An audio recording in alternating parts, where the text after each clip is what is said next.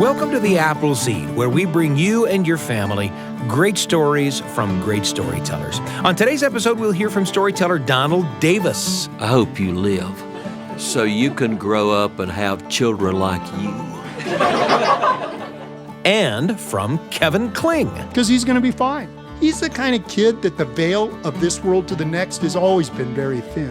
I'm your host, Sam Payne, and today we're going to listen to two stories that feature parents. Are you a parent? Do you have a parent? You probably recognize somebody that you know in one or both of these stories you're about to hear. We're going to start with Donald Davis and a story from his North Carolina upbringing and how he pushed his mom to the brink in a tale called Molasses Revenge, recorded live in the Appleseed studio. Here's Donald.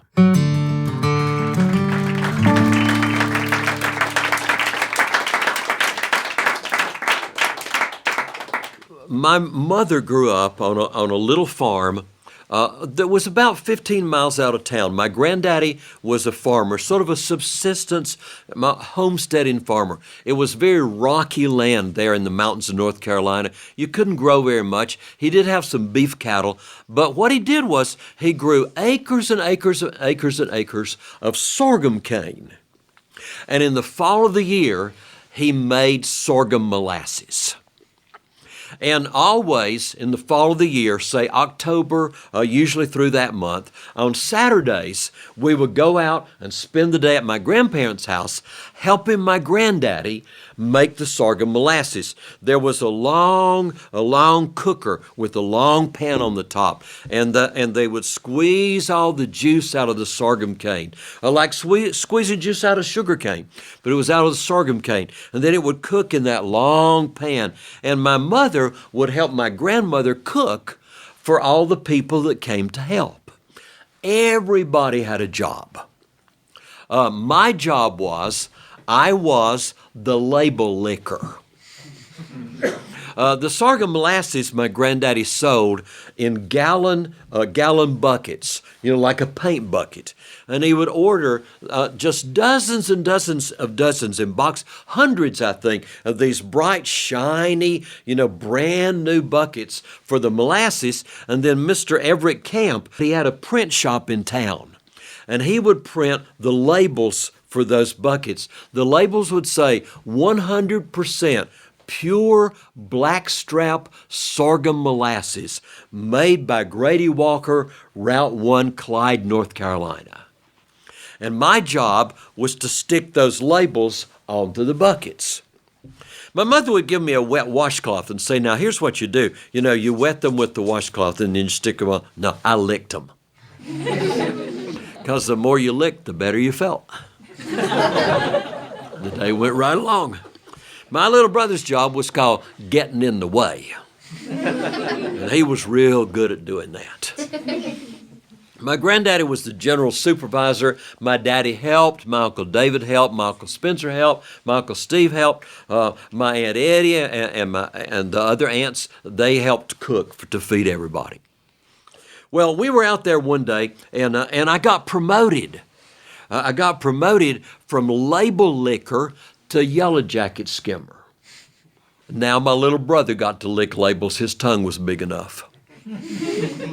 And my granddaddy made me this implement. He took a piece of a tin can and flattened it out and punched little holes in it and then fastened it to a long stick because, see, the yellow jackets would smell the sweetness of the sorghum syrup cooking away, and they'd come flying in and the steam would hit their wings and they would go kaplop right in the molasses, and I would dip them out with that, and the hose would let the molasses go through, and I would save all those yellow jackets because every time I got 20, I got paid a nickel. Well, I was skimming yellow jackets that day. My granddaddy was supervising everything. My little brother was licking labels. My mother was helping my grandmother cook. My granddaddy, at the end, he would fill the buckets.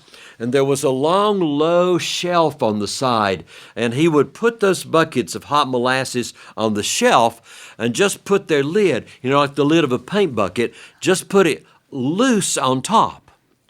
Because if you fastened the lid down while that bucket of molasses was hot. As it cooled down, it would suck that lid down so tight it was almost impossible to get it off.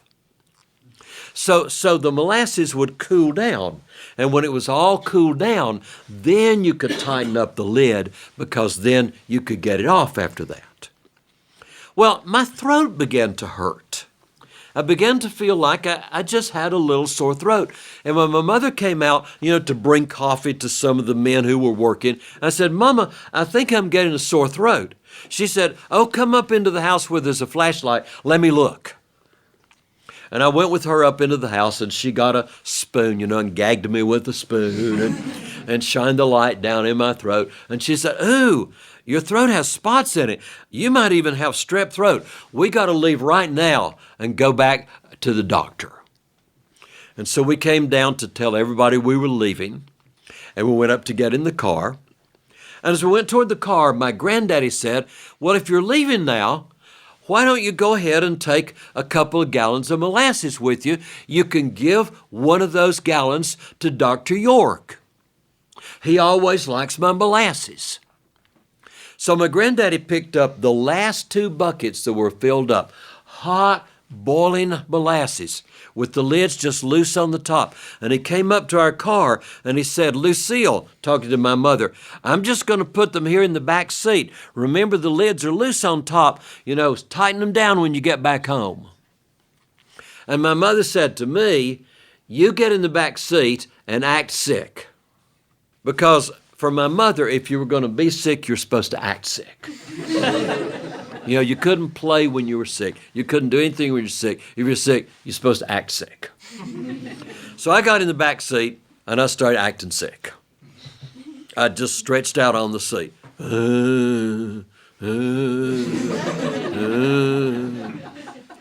And we started driving along. Now, my mother was a new driver. When this happened, she had not had a license for even a year. And this was a rough, curvy, unpaved road all the way back to town. And in a little while, as we were riding along, I looked up and I saw a terrible thing in the front seat. My little brother riding in my seat, called the front. I was stuck in his seat, called the back, acting sick. And I thought, he's not supposed to be in my seat. He's supposed to be in the back. If he's going to sit in my seat, he's going to pay for it. I knew what he hated, because I hated it if somebody did it to me. I got my toes as far as I could reach up under his seat. And up through that seat, I gave him a toe lift. And he reached around and tried to smack me over the back seat. My mother said, "Stop it, stop it, stop it. Act sick." And I laid down and I waited maybe 5 whole minutes before I did it again. I did better this time. I just really got him up in the air, and he almost hit me. And my mother kind of popped both of us and said, "Stop it right now. I'm driving. Behave and act sick." And I knew what that meant. That meant, one more time. But I thought, I know this is going to be my last time, so I better make it good. So I got my toes way up under there, and when I was sure she was not looking, I gave him a huge big toe lift. He came off the seat, almost got over in the back seat with me. She actually turned around from the steering wheel and popped me and put him back in the seat, and when she turned around, the road had curved. And she jerked the steering wheel, and the car lurched to the left, and I fell over and kicked over 2 gallons of hot molasses. And the molasses went running up under the front seat, all around under her feet. She got out of the car, and climbed a fence and walked over into a field that belonged to someone we didn't even know. And she broke a limb off a tree and got me out of the car. And as sick as I was, she just wore me out with it. And then we went home. My mother spent the rest of that day trying to get the molasses out of that car. It's a good thing that old Plymouth didn't have carpet. It just had rubber floorboards in it. And she scrubbed and worked and worked and worked and worked and worked and worked and worked. And as hard as she worked, from then on, every time the weather warmed up in the springtime, those floors got sticky all over again. Well, I did go to see the doctor, and it turned out that I had strep throat, and he gave me sulfa. And my mother put me to bed that night, and she came in, and she didn't say good night. She didn't say, I hope you feel better tomorrow. No. She looked at me and she said, I hope you live.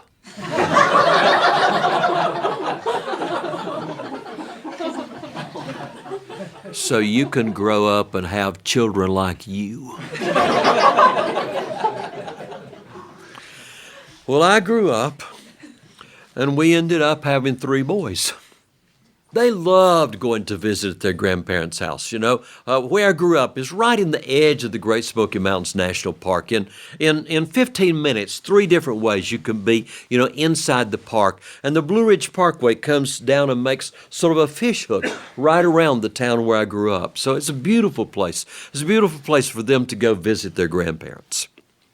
They were maybe like 9, 11, and 14 years old when we had a trip up there, and my grandmother wanted to go for a picnic, and so we decided to go for a picnic at one of her favorite places, the Chimneys Picnic Ground, just above Gatlinburg, Tennessee, on the other side of the ridge from where we lived.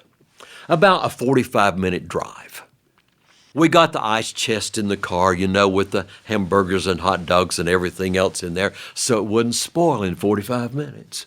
We put our own grill in the car because my mother was not going to cook on one of those nasty grills over there that they had. Who knows who cooked on it before and how long it's been since it ever got cleaned up. We took the charcoal, we had all our drinks, we had everything, and we drove all the way across. And of course we took marshmallows to roast.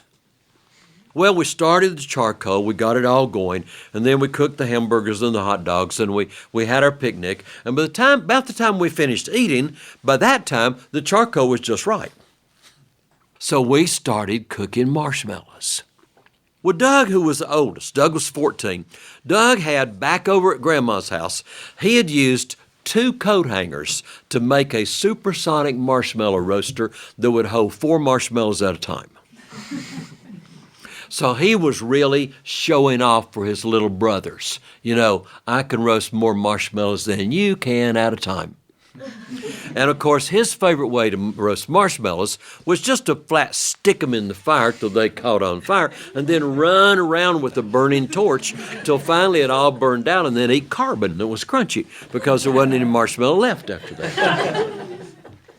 Well, about that time, we started getting everything cleaned up, and we got most things cleaned up, and I said, okay, boys, 1 more round of marshmallows, and then we've got to dump the charcoal out and put water on it so everything will be safe so we can go home.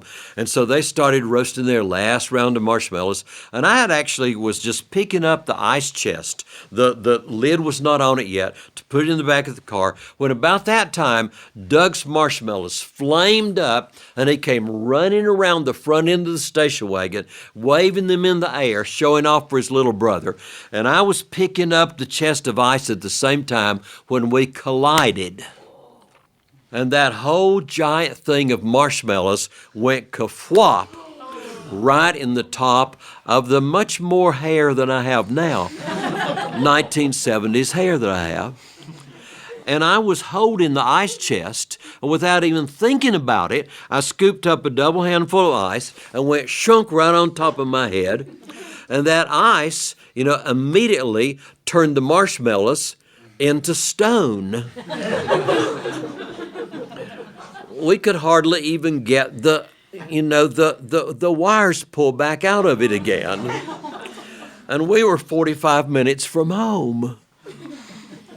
Well, everything was put in the car. I'm wet from the ice running down. This whole glob of stuff is in there. I know my hair's going to have to be cut off or my head's going to have to soak in a bucket of water for 3 days to get it off or somehow. And we finally all get in the car and we load up, and I'm as annoyed as could be, and I'm driving. And here we go along on our 45-minute drive back home. When all of a sudden I hear a little sound in the back seat. It's going, hee, hee, hee.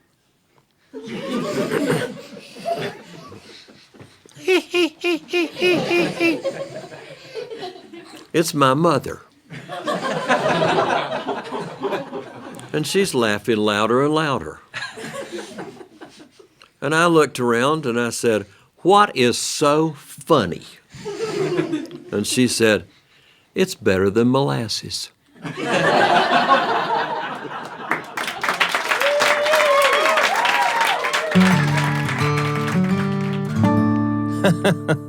I love Donald Davis's family stories. That story goes a lot of different places, but you never know what's going to bring on a memory, and you never know what memory it's going to bring on. And hearing Donald talk about extracting molasses from sorghum has caught me in a memory.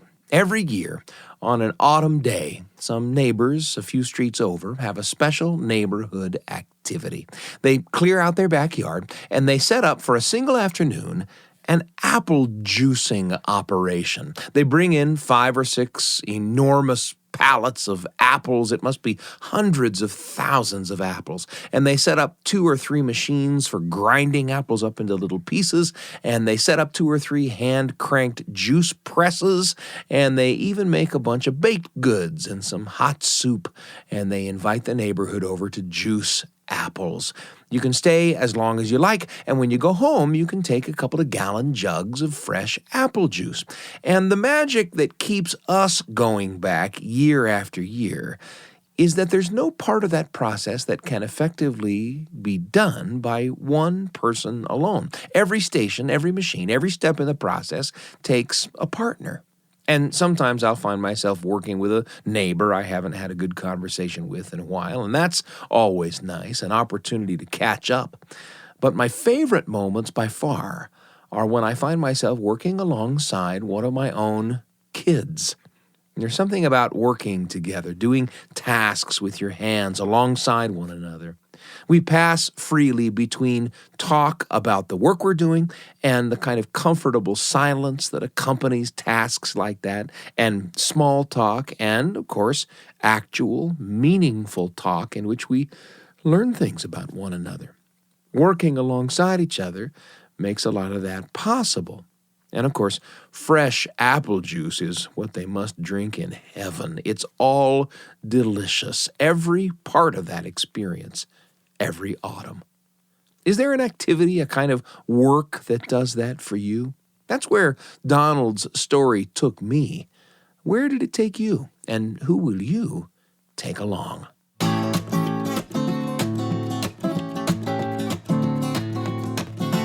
Lively conversation is guaranteed when we listen to stories on the apple seed. It's great to have you with us, and I want to introduce you to another show from the BYUradio family of podcasts. The show is called In Good Faith, and in this podcast, Stephen Cap Perry, the host, in each episode talks with a different person about that person's faith tradition. These guests talk about their relationship with the divine that will strengthen your faith. And Steve is a great listener. It's a podcast that helps you celebrate the power of faith and belief, a podcast on which you'll hear stories and accounts from believers of all kinds, told in their own words. You can listen to In Good Faith wherever you hear our show. You can find it on Apple Podcasts, Spotify, YouTube, all kinds of places to listen to In Good Faith on demand.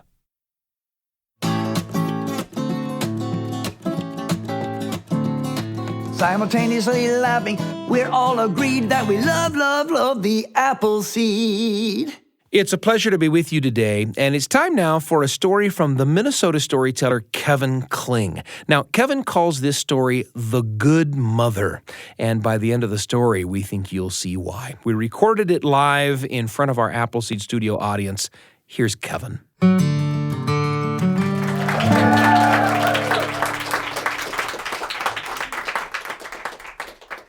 Oh, thanks. Oh, this is fun. Yay! So you probably noticed my left arm, right? When I work with, especially when I work with kids, I tell them about my left arm. And so after the show, if you want a high five, we're out of luck, but I can high four all day because I have 4 fingers on this side. And also I've worn one of these braces my whole life. These things are great if you got a brother, Perry Thrust. And also, when we were learning to ski, to get to the top of the hill, we would take what's called the rope tow. So you grab onto the rope, and it pulls you to the top of the hill, and then you slide back down. Well, at the bottom of the hill was a huge sign that said, absolutely no long hats, long scarves, or woolly mittens allowed on the rope tow. And my brother and I are standing there in our long hats, long scarves, woolly mittens. They don't mean us. And I grabbed onto the rope, and when I got to the top, I found out why that sign was there, because the rope twists as it goes up the hill. And if you're wearing woolly mittens, they twist into the rope. They actually become part of the rope tow. So I get to the top of the hill, and I go to let go, but I can't, because my mittens have woven into the rope, and I'm pulling, and my right arm used to work at that time. I pulled my right arm free, but my left arm was not coming free, and it's starting to lift me up off the ground. I think, man, I've got to do something here. So I just let go of my brace, and my brace flies off my arm, and it's flying through the air. Well, the woman behind me sees it and says, "Oh my, it's his arm!" And she's down, and people are piling into her. So we did the rope tow trick the rest of the day. And so that's my left arm. And and I was teaching a class once. I'm teaching a class, and it gets done. And these kids come up, and I said, high 4. This little girl says, no, high 2. And I look down, and she has 2 fingers on one hand. So we high 2'd, and I asked her teacher, I go, how's that little girl doing? Because, she's one of my people. And her teacher says, okay, look, it was around Thanksgiving. And do you guys do this in school? I don't know if we used to, you'd put your hand on a piece of paper and you'd trace around your fingers and draw a turkey. And your fingers would be the feathers, and then your thumb would be the head of the turkey. And the teacher said, if you put both hands down, you can have 2 turkeys facing each other. So the kids did their drawings, and they turned them in, and she's going through the drawings. She got to that little girl's drawing. And there's 1 turkey with all of its feathers and 1 turkey with 2 feathers. And the teacher thought, I wonder if that's going to embarrass her if I put that up. So she told the little girl, if you want to redo your drawing and use the same hand for both turkeys, that would be fine. So the little girl redid her drawing, 2 turkeys with 2 feathers on both sides. And yeah, I know. And here's what I really loved about that teacher. Then that teacher put up all the kids' pictures of all the turkeys, and right in the middle of that flock was that little girl's picture with the 2 turkeys with 2 feathers. And I thought, that is perfect, because not only were her 2 turkeys representing her personality, but it was also part of the flock. One of my favorite words is belonging, because it's 2 words, being somewhere and longing to be somewhere else. So it's this paradox that we all live in, where we are our most happy. We need safety and we need risk. We need a challenge, and we need to know that we are in a nest. And I think that's the most beautiful thing about being humans, is that we live in this paradox. This leads me to my story. Long ago, there was a boy, a young boy, and he was different than the other boys. His head set on 1 shoulder blade, and his spine was crooked, and 1 leg was shorter than the others. And at first, all the other boys teased him, but then they realized, we're not getting anywhere with this kid, because he didn't care. He didn't care. He thought it was their problem they were teasing him, and so he just had this glowing spirit. And so finally, the boys just stopped, and they embraced the kid as one of their own, because he just had this personality that just drew you in. This girl moved to town, young girl. She saw the boy, and she thought, How can he be embraced? I mean, who is this kid? How can this be happening? And then she started to see this kid and how that the other kids just loved him.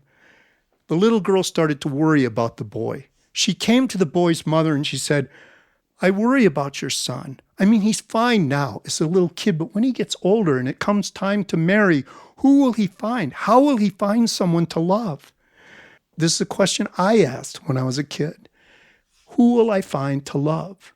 This is when the boy's mother turned to the girl and said, I don't worry about that. She said, because my boy turned to me one day and he said, Mom, don't worry. I already know my wife. I already know who she is.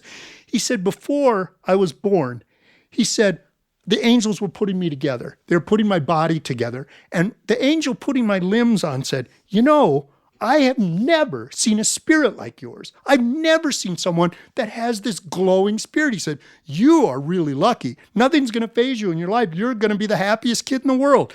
And he said, just as a gift, I'm going to point, see across the room? There's your wife. That's going to be your wife.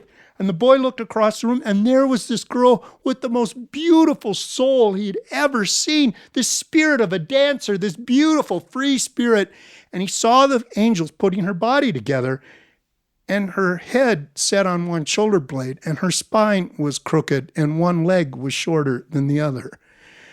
And the boy said, that's not fair. That's not her soul. That's not right. That's a wrong body on this soul.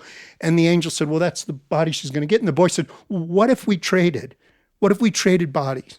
And the angel said, well, I suppose we could do that, but why would you want to have that body instead of the one you have? He says, because of my spirit. I'm not going to care. You already told me that. I'm going to have the happiest life. You already know that, and so do I. So it doesn't really matter to me. And besides, she is the soul of a dancer. She needs to be in a body that moves.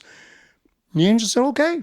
We'll do that. That sounds fine. So they traded the bodies, and the boy's mother said, so you see, to the girl, I don't worry about him because he's going to be fine. Because he's the kind of kid that the veil of this world to the next has always been very thin. So I know he was telling me the truth. So the girl heard that and she thought, I wonder who that girl is.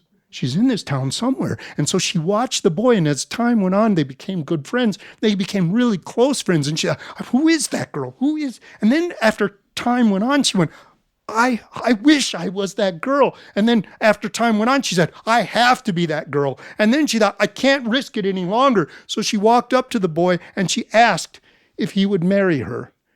And he said, yes, of course. And she was so happy because at that moment she knew she was that girl. She was the one he had seen. So they got married. They had a really great, happy life. They had children. Everything didn't go smoothly because, after all, this is a true story, not a fairy tale. And so they went through their lives, and in old age, they were together. And one day, the boy turned, now an old man, turned to his wife, and he said, I can't believe you asked me to marry you. I feel so happy. I feel so lucky. And she goes, don't even try that with me. I already heard the whole story. Your mother told me everything, so I know luck had nothing to do with it. And he walked up and he hugged and he kissed her, even though he had no idea what she was talking about. I call that story The Good Mother.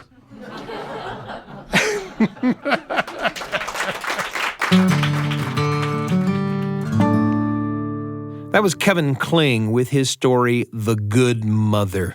As we mentioned at the top of the episode, both of today's stories featured parents in them.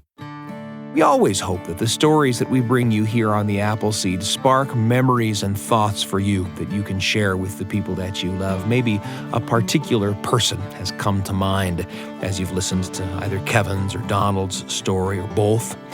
We hope you'll pass down these generational stories. It's important to remember them. They can come back and save you when you need it most.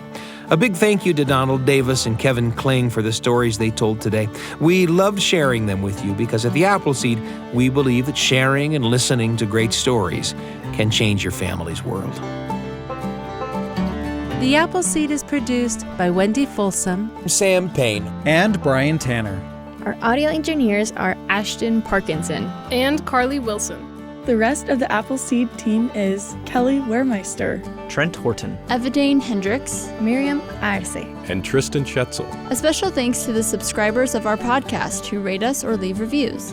You help people find the show. We also love to receive emails at theappleseed@byu.edu. Your thoughts and comments help us to shape the future of the Appleseed. We're pleased and proud to be among the many podcasts produced by the BYU Radio family. And you can find episodes of The Appleseed wherever podcasts are found, on the BYU Radio app or at byuradio.org/Appleseed. I'm Sam Payne, and the whole team can't wait to be with you again on The Appleseed.